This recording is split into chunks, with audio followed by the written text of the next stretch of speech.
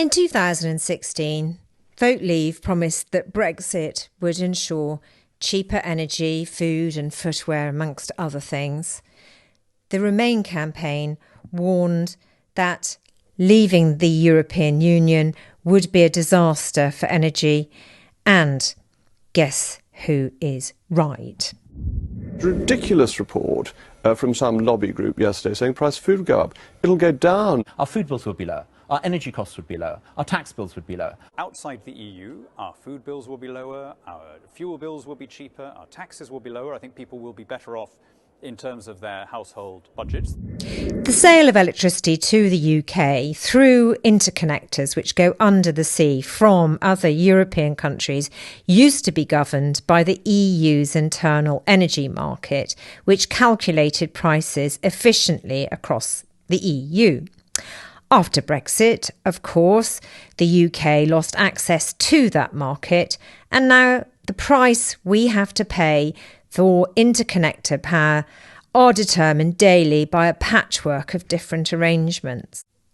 The sale of electricity to the UK through interconnectors which go under the sea from other European countries used to be governed by the EU's internal energy market, which calculated prices efficiently across the EU. After Brexit, of course, the UK lost access to that market, and now the price we have to pay for interconnector power are determined daily by a patchwork of different arrangements. The resulting inefficiencies cost the UK between 130 million and 370 million in 2022. Good morning.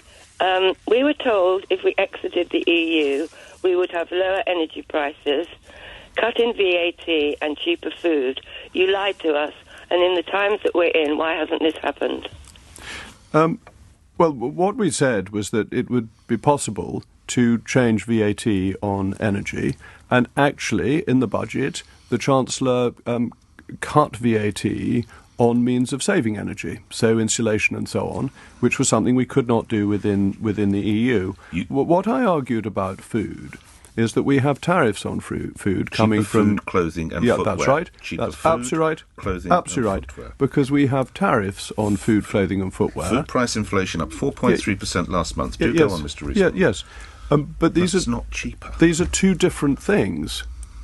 That one is the costs that we impose on countries we import from. And with the trade deals that we are doing, and particularly important with Australia and New Zealand, we are taking tariffs off food, footwear and clothing. And the more free trade deals we do, the more tariffs will be removed. And more importantly, actually, because they have a big cost in terms of the flexibility of markets, the more non-tariff barriers will be removed. But there is a global inflation in food prices which has nothing to do with Brexit.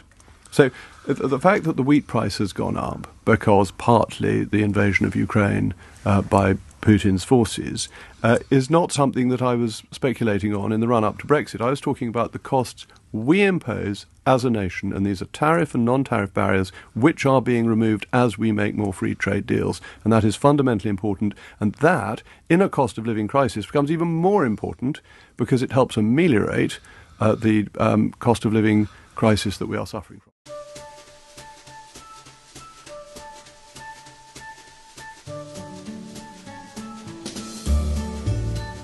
We are undoubtedly poorer as a result of leaving the EU, and it looks as though the fundamental costs of that have fallen on people on lowest incomes disproportionately, which is something you should care about. So your decision to leave the EU has made the kind of people you want to protect worse off. We voted on whether to be in the EU or not. We didn't vote on the settlement that was achieved or not achieved as a result of leaving the EU.